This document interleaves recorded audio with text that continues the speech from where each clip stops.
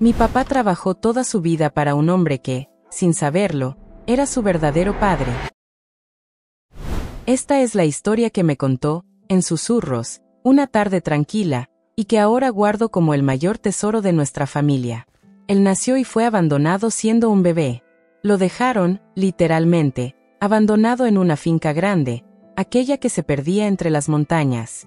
Corrían otros tiempos, más duros y silenciosos. La mujer que lo dio a luz, una empleada de la casa, lo registró con sus apellidos y desapareció para siempre. Mi papá creció sin saber la verdad, ni quiénes eran sus padres y cuyo lugar en el mundo era ese, pero sin pertenecer a nadie. Se crió por la misericordia del dueño y su esposa, pero en realidad, quienes lo alimentaron y vistieron fueron las otras empleadas.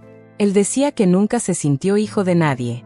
Comía lo que sobraba y, desde los 8 años, trabajó en lo que hiciera falta. Aún así, siempre hablaba del patrón con una admiración profunda. Era un hombre demasiado bueno conmigo, repetía, me ayudó más de lo que era necesario. Cuando terminó el bachillerato, el patrón tomó una decisión que sorprendió a todos. Lo mandó a estudiar veterinaria a la ciudad. Le pagó los estudios con una sola condición, que al terminar, regresara a trabajar a la finca. Mi padre partió, conoció a mi mamá durante esos años de universidad, y cumplió su promesa al pie de la letra. Volvió con su título y con su novia. Se casaron y él se ganó, con esfuerzo y seriedad, un gran prestigio como veterinario entre las fincas de la región.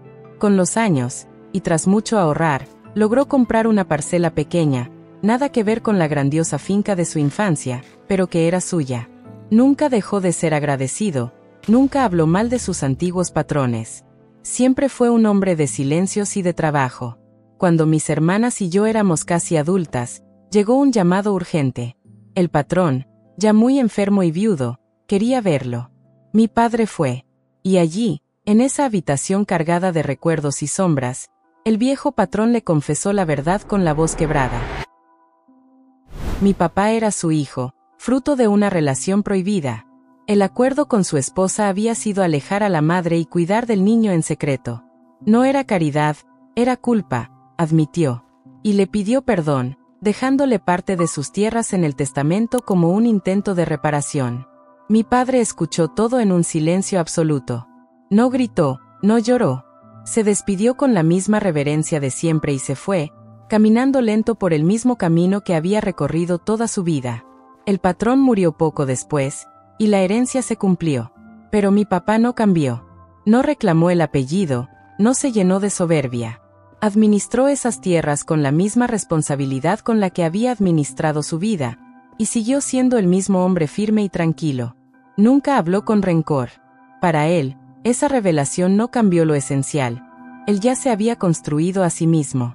Fue un padre presente y digno, y nos enseñó que el valor de una persona no está en su sangre, sino en sus actos. Hoy tengo 60 años y mi padre ya no está. Pero ayer, mientras ordenaba unos viejos papeles en la casa de la finca que él mismo compró, encontré una carta amarillenta, escondida dentro de un libro de veterinaria. Está dirigida a mi padre, y la firma es la de una de las empleadas que lo cuidó de niño. La he estado sosteniendo en mis manos durante una hora, sin atreverme a abrirla, preguntándome qué nueva verdad, guardada durante tanto tiempo, podría estar a punto de salir a la luz. Abrí el sobre con manos que me temblaban un poco.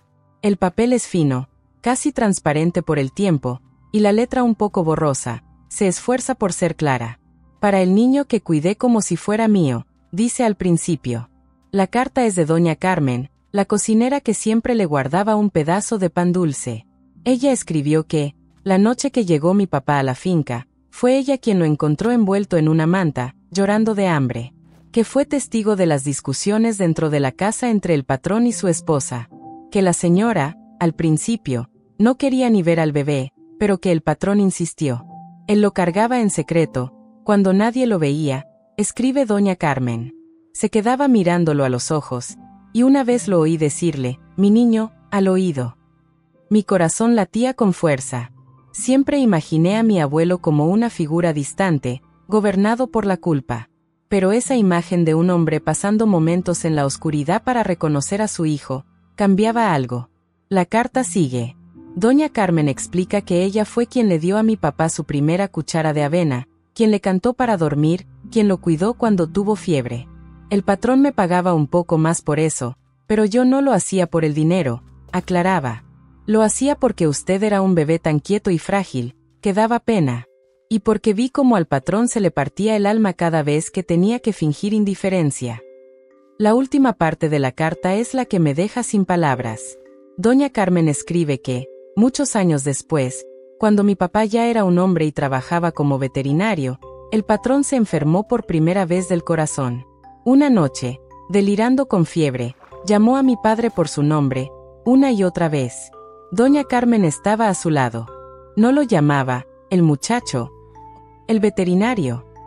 Gritaba, hijo, perdóname, hijo. Ella juró no decir nada, pero al saber que el patrón iba a confesar la verdad en su lecho de muerte, decidió poner por escrito su testimonio. Para que usted sepa, termina la carta, que aunque fue un secreto mal llevado, hubo amor. Un amor torpe y asustado, pero amor al fin. Dejé la carta sobre la mesa, mis dedos recorriendo las palabras hubo amor. Siempre pensé en la herencia como un acto de culpa, en la educación como un deber. Pero el amor, eso nunca lo había considerado. Miré por la ventana hacia las tierras que mi padre heredó, las mismas que él administró con tanta prudencia. El sol de la tarde baña los pastizales con una luz dorada.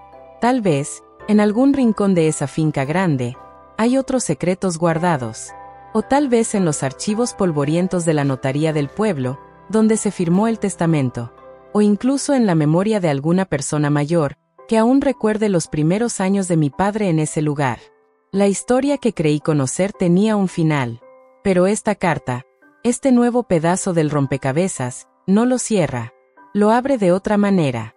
Me pregunto si debería buscar a las hijas del patrón, mis medias tías, con quienes nunca tuvimos contacto. O si sería mejor dejar que las cosas siguieran como están, honrando el silencio que mi padre eligió. Pero una cosa es cierta, la manta azul con la que llegó mi padre, la que doña Carmen menciona en la carta, debe estar en algún lado. Y siento una necesidad profunda, casi física, de encontrarla. La necesidad de encontrar esa manta se convirtió en algo constante en mis pensamientos. No era solo un trapo viejo, era la primera envoltura de mi padre, el único testigo físico de su llegada al mundo, o al menos, a esa finca que fue su único hogar durante tanto tiempo. Decidí empezar por lo más lógico, la casa grande de la finca principal. Ahora está administrada por el nieto de una de las hijas del patrón, un hombre llamado Esteban al que apenas conocía de nombre. Hacer la llamada fue extraño. Mi voz sonó temblorosa al explicar quién era. Soy la hija del veterinario, de su abuelo. Hubo un silencio del otro lado de la línea. Claro, dijo al fin, con una voz educada pero fría. ¿En qué puedo ayudarla? No quise hablar de la carta ni del secreto por teléfono. Solo le pedí, con la excusa de estar ordenando la historia familiar para mis nietos, si podía revisar algunos de los baúles o la bodega de la casa antigua, donde quizás hubiera ropa o recuerdos guardados de aquella época. Esteban me dijo que esa parte de la casa no se usa desde hace décadas. Está llena de polvo y quizás de arañas, advirtió. Pero al final, quizás por cortesía o por curiosidad, accedió. Al día siguiente, conduje los 30 minutos que separaban mi parcela de la gran finca. El camino me era familiar, el mismo que mi padre recorrió innumerables veces, primero a pie, luego en su vieja camioneta. Esteban, un hombre de unos 40 años, me esperaba en la entrada de la casa principal. Su saludo fue correcto pero distante. Me llevó por un pasillo lateral hasta una puerta angosta que daba a una escalera de madera empinada. Ahí está. Tenga cuidado, dijo, y se retiró, dejándome sola con el peso del pasado. La bodega olía a madera vieja, polvo seco y tiempo detenido. La luz entraba tenue por una pequeña ventana cubierta de telarañas. Había muebles rotos cubiertos con sábanas, pilas de libros antiguos con la cubierta desgastada, y varios baúles de cuero y metal. El corazón me golpeaba contra el pecho mientras abría el primero.